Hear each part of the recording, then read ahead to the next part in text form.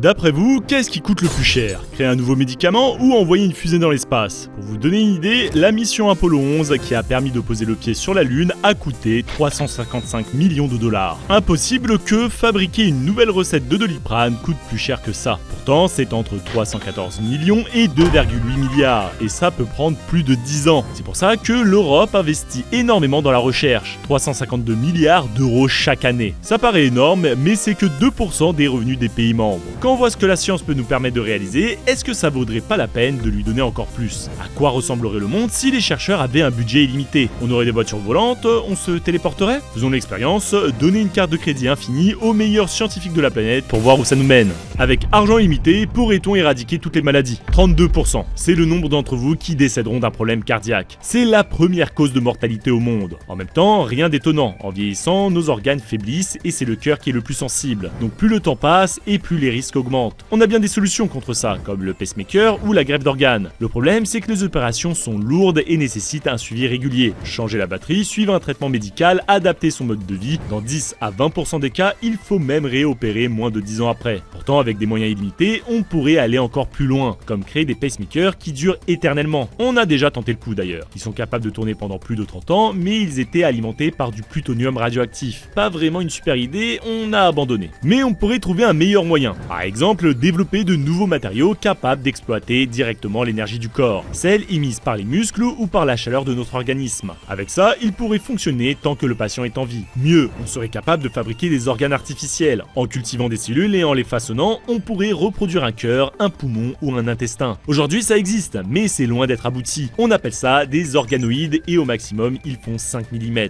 Pas assez puissants pour être greffés. Sans problème d'argent, on pourrait mettre au point des machines beaucoup plus performantes, facilitant la culture des cellules et permettant d'être plus précis dans notre manière de les assembler. Dans quelques années, on serait même capable de créer des organes sur demande. Avec ça, on pourrait soigner toutes les personnes atteintes d'une greffe. Et comme on utiliserait l'ADN du patient, aucun risque de rejet et pas de traitement après l'opération. Éradiquant au passage le trafic d'organes à travers le monde dont plus de 27 millions de personnes sont victimes. Et le cancer alors? C'est presque 10 millions de morts chaque année. Ça aussi, on devrait pouvoir en venir à bout en y mettant les moyens. Surtout que, contrairement à ce qu'on pense, les chiffres diminuent. Il y a de plus en plus de cas car on les détecte plus facilement, mais beaucoup moins de personnes en meurent, car on le doit à l'avancée de la recherche dans le domaine médical. Mais il y a plus de 200 formes de cancer différents. On est obligé de les étudier une par une pour trouver des solutions. Une recherche infinie pourrait très bien aboutir sur un vaccin nous permettant d'être immunisés. Bon, je vous rassure, on va pas vous injecter des mini-cancers dans le corps pour qu'ils apprennent à se défendre. Lors de la division cellulaire, une erreur génétique peut apparaître. Elle va se répéter encore et encore jusqu'à former une tumeur. Mais en décryptant l'ADN, on pourrait repérer cette erreur. Pourquoi faire? Reproduire artificiellement le gène erroné puis l'injecter dans l'organisme. Les défenses voient ça comme une attaque et apprennent à le reconnaître et à le détruire, développant les armes nécessaires pour affronter la tumeur directement. C'est le même fonctionnement que pour les vaccins contre le Covid. Mais pour chaque forme de cancer, il faudrait lire l'ADN d'une cellule saine et malade pour les comparer. Aujourd'hui, une séquence coûte à peu près 1000 $. Donc pour 36 milliards 200 millions, on pourrait déterminer quelle partie du génome est fautive pour chaque personne atteinte sur Terre. Plus qu'à créer un vaccin personnalisé pour chaque personne et on serait totalement débarrassé. On pourrait même en apprendre suffisamment sur la génétique pour contrôler la croissance de notre organisme. Ça permettrait d'empêcher la prolifération des cellules cancéreuses ou même de les forcer à retourner à l'état de cellules souches, comme celle de la méduse immortelle. Les gènes humains n'auraient plus de secret pour vous.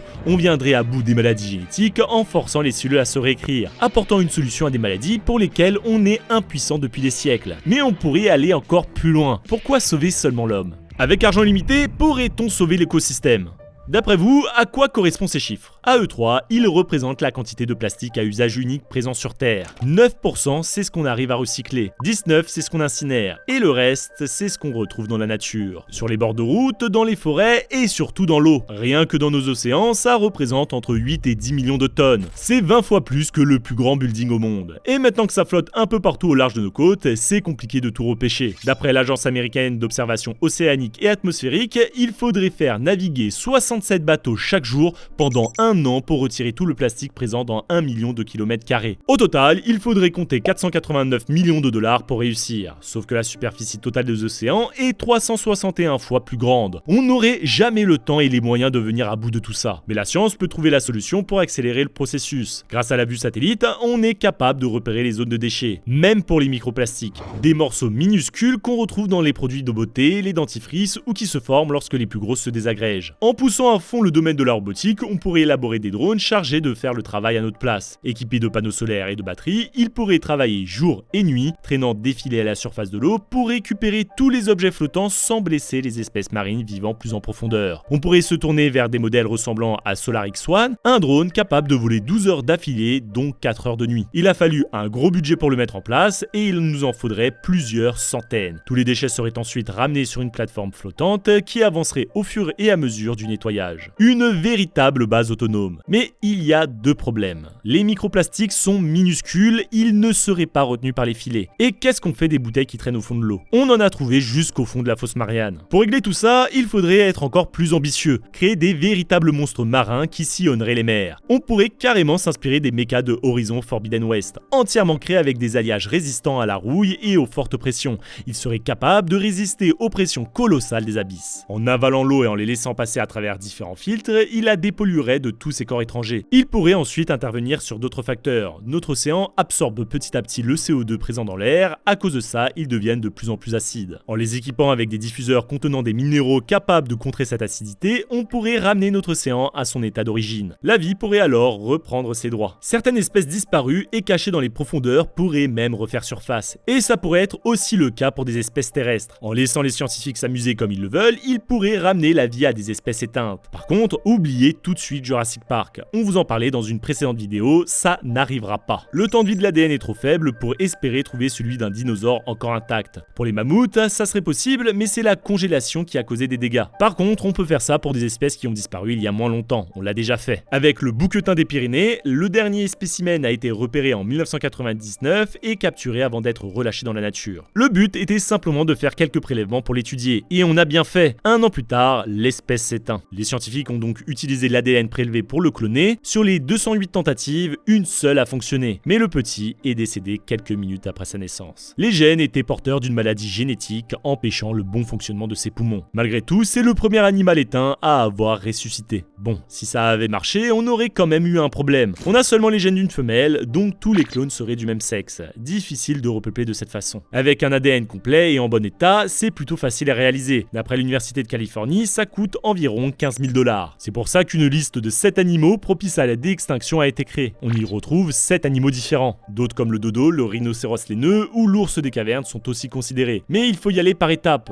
Tout est suivi par la commission de sauvegarde des espèces pour s'assurer de ne pas faire d'erreur. Car en introduire une nouvelle pourrait amener à la disparition de dizaines d'autres en déréglant l'écosystème. Avec argent limité, pourrait-on conquérir notre système solaire? Niveau spatial, l'humanité dépense sans compter. 109 mètres de long et plus de 419 000 tonnes. 4000 mètres carrés de panneaux solaires et une surface habitable de la taille d'un terrain de foot. 16 pays, 13 ans de travaux pour un total de 150 milliards de dollars. L'ISS est le plus grand projet jamais réalisé par l'homme. Mais tout ça va bientôt se terminer. Ça devient trop cher à entretenir et ils vont l'abandonner, la laissant s'écraser dans l'océan en 2031. Aujourd'hui, ils préfèrent se concentrer sur un autre objectif, coloniser la Lune ou même Mars. Mais là aussi ça bloque. Avec la technologie actuelle, il nous faudrait 9 mois pour arriver là-bas. Le temps de rester et faire quelques analyses et revenir faudrait déjà 2 ans. Vous imaginez la montagne de nourriture à charger dans la navette? En moyenne, on en consomme 780 kg par an. Donc pour un aller-retour, il faut prévoir un frigo capable de contenir l'équivalent d'un hippopotame pour chaque passager. Et faire décoller tout ça, ça a un coût. D'après les calculs des agences spatiales, une fusée coûte 54 500 $ par kilo. Nourrir une seule personne pour le trajet reviendrait à plus de 85 millions. C'est un budget énorme. Bah en fait, pas tant que ça. Avec le budget des JO de Paris, on aurait assez de nourriture pour 100 astronautes pendant le voyage. Heureusement, chez Science Rush, on a eu une idée. On a trouvé la solution pour envoyer tout le monde là-haut sans charger 200 tonnes de nourriture. Construire le Science Rush Explorer. Une navette spatiale gigantesque. Assez pour accueillir des cultures, des ateliers, des habitations. Tout ce qu'il faudrait pour qu'un équipage puisse être autonome et partir démarrer une colonie. Et pour ça, il va falloir de la place. Au moins 10 fois plus que dans l'ISS. Un vaisseau de cette taille pourrait facilement atteindre les 10 millions de tonnes. Rien que pour envoyer ça en orbite, il faudrait au minimum 3000 milliards de dollars. Et grâce aux fusées Falcon d'Elon Musk, on peut réduire un peu la dépense. Comme elles sont partiellement réutilisables, le coût peut être divisé par 20. C'est aussi cher que la station d'origine. Il faut encore ajouter le prix des matériaux de construction, les appareils de bord et le salaire des centaines de milliers de personnes travaillant sur le projet. En se basant sur le temps de construction de l'ISS, il faudrait aussi compter 130 ans pour venir à bout du projet. Mais grâce aux avancées en robotique et au développement des intelligences artificielles, ça irait beaucoup plus vite. Les robots pourraient travailler non-stop pour boucler la construction en moins de 50 ans. Au final, les colons auront tout ce qu'il faut pour vivre dans le vaisseau, voyageant de planète en planète pour établir des bases à travers le système solaire. D'ailleurs, c'est ce qu'on cherche à faire pour la Lune. Un projet international est à l'étude et la construction devrait coûter 35 milliards de dollars. Plus de 7 milliards chaque année pour l'entretien. Sauf que c'est seulement prévu pour 4 personnes. Pour loger tout le vaisseau, faudrait compter presque 100 trillions. Heureusement, grâce aux ateliers à bord, on n'aurait pas besoin de compter sur la Terre pour nous envoyer la plupart des ressources. On pourrait utiliser des robots ayant permis la construction du vaisseau pour miner directement les matériaux nécessaires sur place. Mais est-ce qu'avoir autant de moyens nous permettrait de terraformer une planète pour y vivre paisiblement? Pas sûr. Si on prend Mars par exemple, le problème réside dans sa pression atmosphérique. Pas suffisant pour que de l'eau liquide puisse exister. Elle s'évaporerait instantanément. On pourrait utiliser tous les minéraux et la glace présents pour libérer des gaz, mais on atteindrait seulement 7%. Il faudrait compter plusieurs millions d'années pour parvenir à établir une atmosphère permettant à l'eau liquide d'être présent et donc aux plantes de se développer. Mais avant d'en arriver là, il faut trouver un moyen pour propulser le vaisseau jusqu'à là-bas. Pour ça, il va falloir des gros réacteurs et beaucoup de puissance. Avec des panneaux solaires, on n'en aura jamais assez. Justement, avec argent limité, pourrait-on débloquer de nouvelles sources d'énergie? Récupérer directement l'énergie d'une étoile pour s'en servir d'une batterie géante. C'est la théorie imaginée par un mathématicien dans les années 60. Selon lui, certaines étoiles nous seraient invisibles. Elles se trouvent trop loin? Nos télescopes ne sont pas assez performants? Pas du tout. Il pense que d'autres civilisations auraient construit d'énormes sphères autour pour collecter leur puissance. Leur lumière est donc bloquée et n'arrive jamais jusqu'à nous. Par contre, on pourrait capter la chaleur de la boîte. Les scientifiques ont donc fouillé tout le cosmos et rien. Du coup, ils se sont demandé si c'était vraiment réalisable et différents modèles ont vu le jour. Des sphères complètes englobant toutes les étoiles, des anneaux en orbite comme dans Avengers Infinity War. Avec ça, on récupérait en une journée assez de puissance pour alimenter les besoins de la Terre pendant un an. Mais pour le construire, on aurait besoin d'énormément de matériaux. Le moins coûteux serait de remplir l'orbite du Soleil de satellites recouverts de panneaux solaires. Combien il en faudrait? Au minimum 5 milliards et demi. À 200 millions l'unité, on atteint la somme astronomique de 1 milliard de dollars. Et c'est juste pour les fabriquer. Les propulser depuis la Terre, c'est un autre problème. La distance qui nous sépare est beaucoup trop grande. Il faudrait 19